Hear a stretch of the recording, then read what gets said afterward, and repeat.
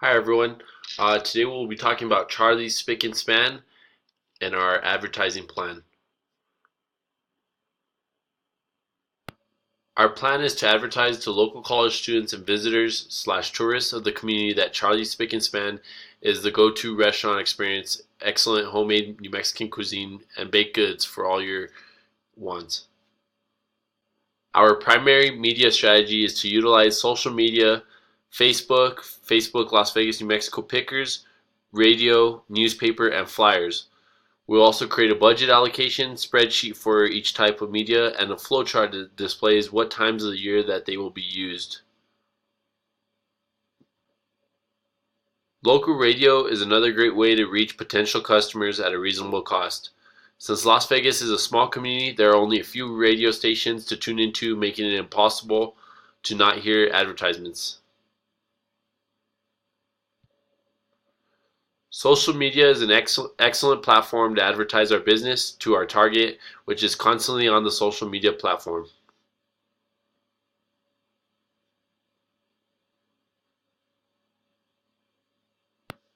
Las Vegas, New Mexico Pickers is a buy and sell Facebook group page for locals in the community. These users are a part of this group and will come across our restaurant and see what homemade New Mexican dishes we have to offer.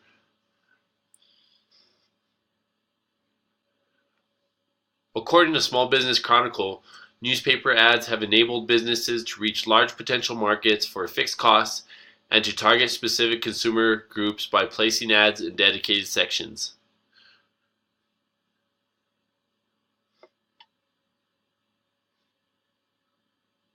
We will target the months where the most tourists and visitors come to Las Vegas and when most college students arrive after summer break. This is when we will post ads and air our advertisement via the radio. NMHU is a great market for many reasons. When are connecting with our audience via radio, this will increase awareness throughout campus. As for some of our competitors, KEDP and KFUN may also have a competitive side.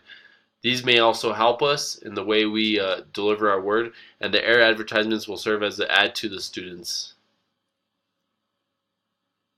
And now we will show a video on our various types of media.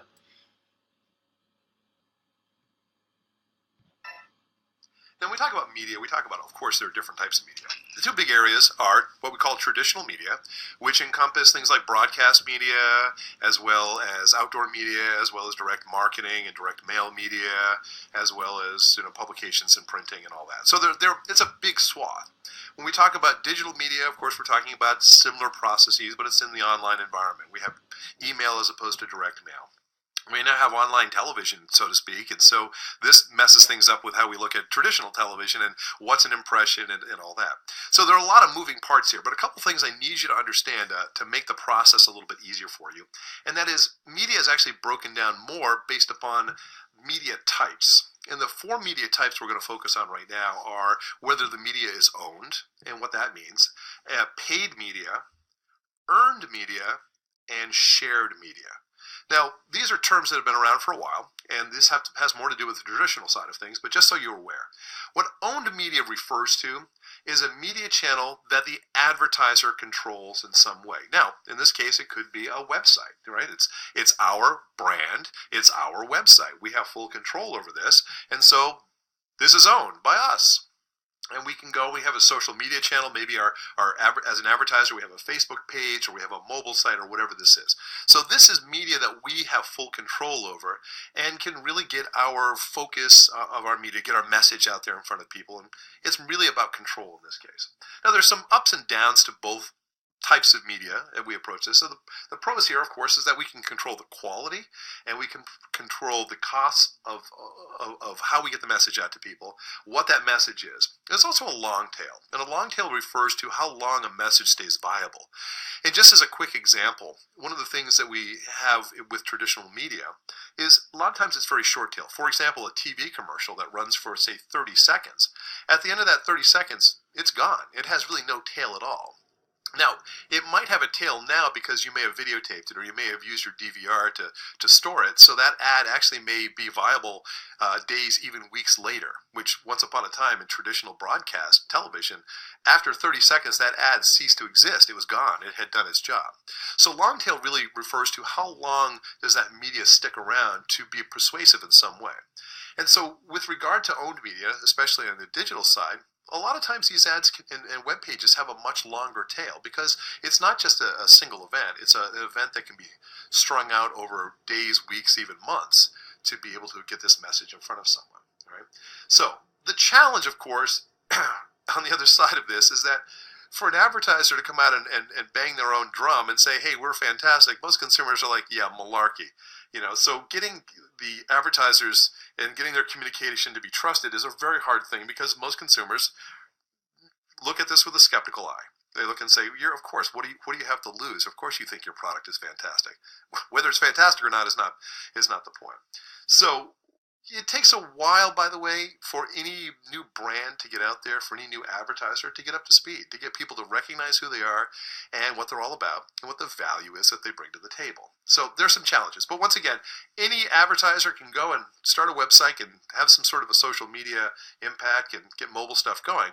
And so it's something they have control over. But once again, there's some challenges on both sides. Then there's paid media. And paid media is something that really goes back to more traditional models. Paid media is when a brand pays a channel to get exposure. So if I go and say, hey, NBC, I'm going to give you thousands and thousands of dollars to run my TV spot, then that's a paid media event. So this is commercials, print ads, radio spots, that kind of thing in traditional world. There's a lot of paid media. Most of it was paid media. Online, banner ads are paid media. Search ads are paid media. Email ads, sponsorships, all of this in which money changes hands for me to put my ad in front of people is an example of paid media. And press releases is another example, even though it's not as exciting and sexy as a lot of the other technologies that are out there.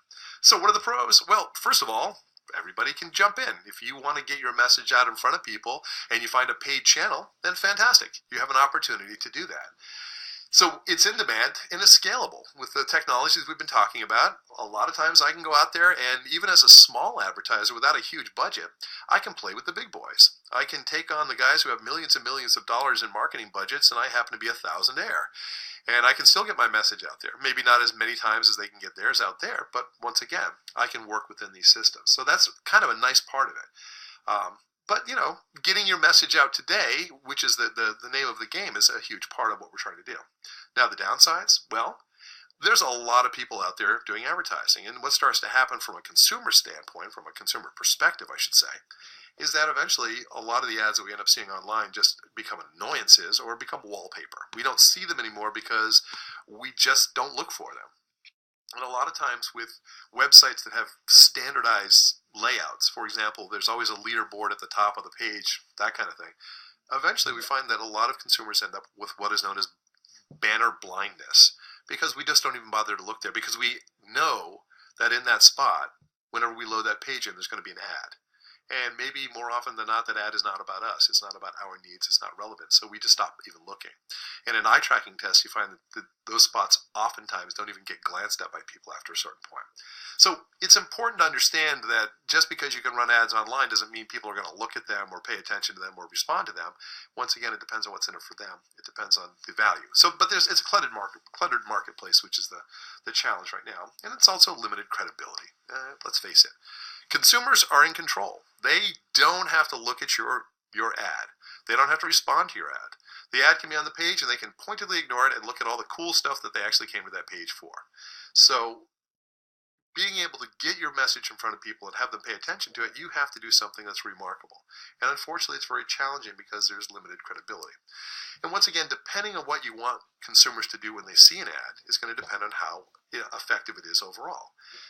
Right now, with banner ads or any type of online display ads, the average click-through rate, which means the number of times somebody clicked on that ad and went to a landing page or any other kind of home site, is 3 out of every 1,000.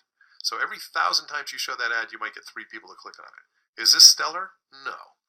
And the other challenge, of course, is once they click on the ad and go to your landing page, what did they do then? Did they hit their back button and come back, or did they go do something else, or so where's the conversion? So the response rates have always been delicate, and they're just not so good. Does this mean that it doesn't work? Not at all. Sometimes it works incredibly well. Sometimes the branding that takes place from a display ad works really, really well. No one clicked on the ad, but guess what?